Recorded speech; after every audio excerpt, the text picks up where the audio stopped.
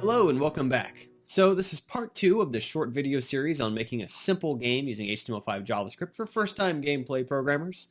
And what we covered last time, just a quick refresher in case you took a break, we showed some real straightforward HTML, including a script element to put JavaScript in. We created a file and renamed its extension.html, dragged it into a browser. I'm using Chrome, but you can again use Firefox, Internet Explorer, doesn't really matter. And then we saw that in our JavaScript console, it would show us errors if we had a typo in our code, or otherwise it would show us our console logs and which lines those came from. Now what we're going to start doing is we're going to start adding some graphics and other functionality to the program. And this is going to take a few little steps to get there, but bear with me. First off, we no longer need this text at the top, or at least we don't need all that text. Let's just put some text here. Doesn't really matter, not terribly important. Let me zoom in on what we're doing in this area. And the first thing I want to show is something called window.onload equals function. This little bit of funniness right here. The way that this works is the special thing that we can do in HTML5 JavaScript specifically that says that as soon as the window finishes loading, that's what this window onload is bit, run the function or the series of code described between these braces. Now, what all that means might sound like a bunch of Greek if you're new to programming, but the gist is that we don't want our code to actually start running for our game until all of our page, and therefore all of our code is finished loading. This allows us to be a little bit more loose and free about the order in which we define functions or blocks of code that we then want to use. So we're going to start off with it here, saying we don't want any of this code to activate until it's finished loading and then run it. Otherwise, what happened when we didn't have this qualifier around console log, when the code got to the console log, it was running. Now it's going to happen only after the page finishes loading. We're going to be adding what's called a canvas element, which is where our graphics are going to be taking place. So up here in the HTML section, not within the script, we're going to create canvas ID equals game canvas, width equals 800, height equals 600. I'm going to close it, and then I'm going to do a close tag right after it, /canvas immediately after. And all this is saying is we're going to have a block for graphics on the screen for our game, really. That's dimensions are going to be 800 pixels wide by 600 pixels tall. And that's, of course, a good, pretty standard size for a game. It'll still fit on small, older laptop screens, but it's not so tiny that it looks terrible on a newer monitor either. And this ID game canvas is a label that we'll be able to use within the JavaScript to display graphics onto it. Now the next thing we're going to have to do inside script is we're going to declare two different variables, var canvas and var canvas context. Canvas is going to be a handle on the information about the dimensions of our display area. Canvas context is going to be sort of its underlying graphical information that we can then draw rectangles and circles or images to.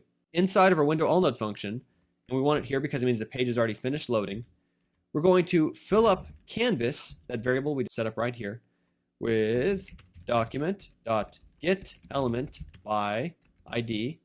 Make sure you lowercase the d in ID. I see people make this mistake all the time. Programming is case sensitive in a lot of cases. And the argument here, let me decrease my font size. There we go. Just trying to avoid meaningless wrap where we don't need it. So inside these quotes, or single quotes, I'm going to say game canvas. And this corresponds to the label up here in the ID. This is what's going to give us a handle in our JavaScript onto the canvas element on our HTML page.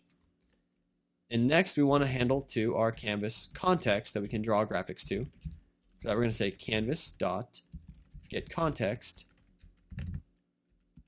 2D. And just two more lines and I'm going to go back and explain how each one of these things is working. The next time we're going to say canvas context.fillStyle equals black is a terrible typing today. Black is one of the built-in colors we can recognize. We can program our own colors later, but that's the gist. And then canvas context.fillRect, which is short for fill rectangle, 0, 0, canvas width, canvas.height. There we go. I'm going to Control S or File, Save here, to save the page. And now when I go back to my browser, which still has this open, and if it doesn't, I can drag the file from my folder directly onto the browser. When I refresh, here's our text up here, and then here's our black canvas area with our console off to the side. Maybe we can shrink our console, doesn't need that much room, but it'll be good to have it handy to look at later if we see errors. So this black area is where we can then draw our game elements. And here's how this all works. So var is short for variable, which in code is just the way you create a container that you can then reference throughout, or you can reference elsewhere. If we had an amount of lives we wanted to keep track of, that would be a variable. If we had a position on a screen we want to keep track of, that would be a variable. Anything that we want to hang on to and remember from one frame to the next, we're going to use a variable for, or if we want to calculate values, or you'll sort of understand these more from context. The first code we're going to write is always going to be a little weird because we don't have context yet for how it fits in. The more we write, the more we're going to see some simple patterns of how the stuff's getting used and what it's doing for us. And then we're creating a fill style black onto our canvas, context, the graphical sort of underpinnings.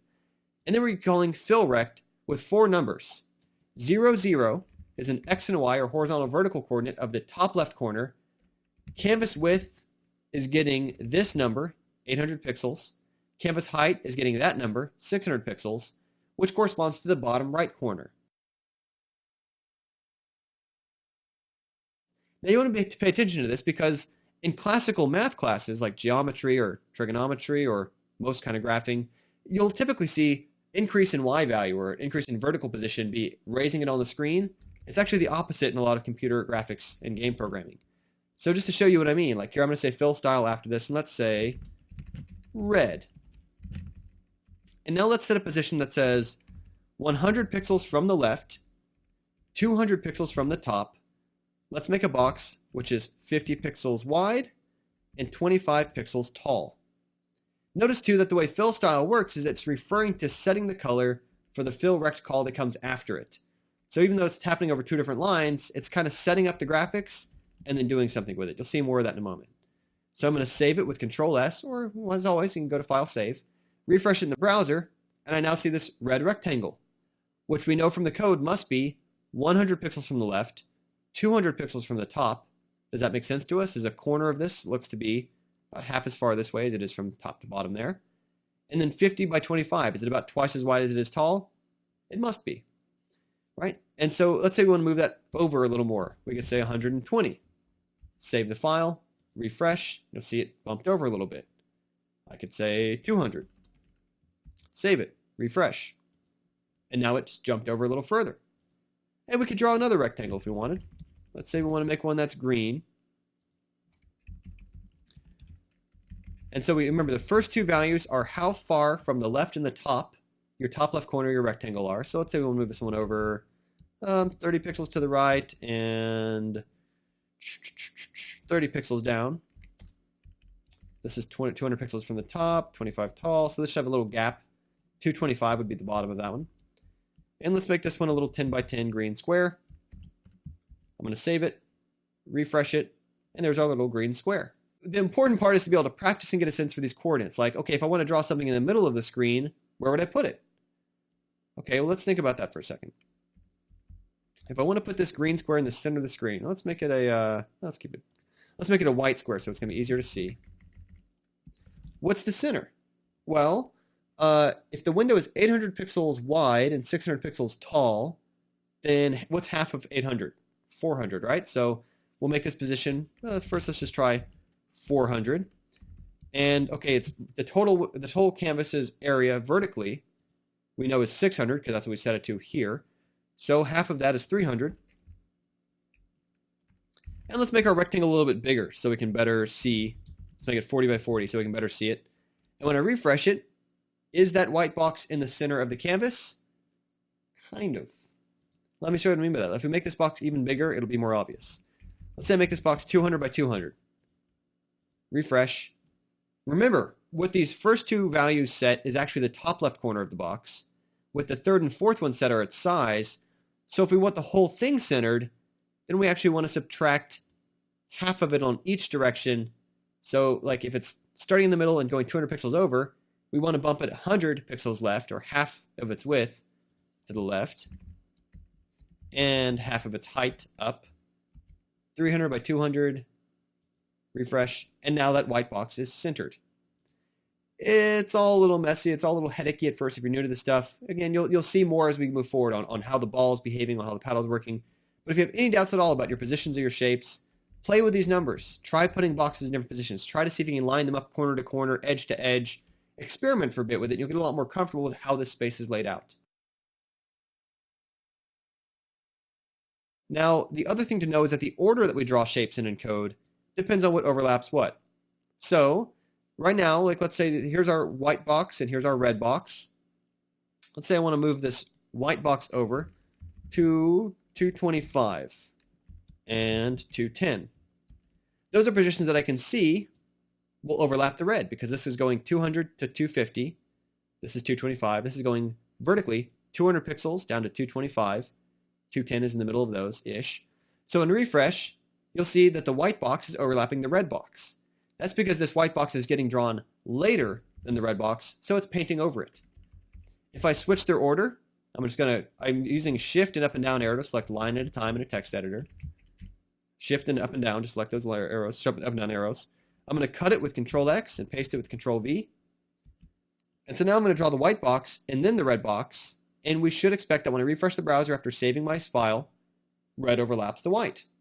So draw order is very important. This is especially a big deal because if I drew this black part last, which is drawing the full size of our canvas, again, just Control X to cut, Control V to paste, saving it, I won't see those other shapes at all because it's getting covered over by this black box. Move it back to the top. Notice too that in these, I can use these values like canvas width and canvas height because we know what those numbers are. So what I mean by that is when I centered it, what I could have said, instead of trying to do the math in my head of like what's 800 divided by 2, I could have said canvas height, canvas width divided by 2, and that'll do for us. It'll divide 800 by 2, and it'll give us 400. So now our rectangle red positioned horizontally, about centered, again, not accounting for the box's size. So that's just how to position some graphical elements on the screen, and we're going to be moving towards is getting them to move on their own. Before we do that, we're going to move all of our draw functions over into their own block of code, because this is all getting pretty complicated. Like, we don't want all of our draw stuff happening along with the rest of our game's logic.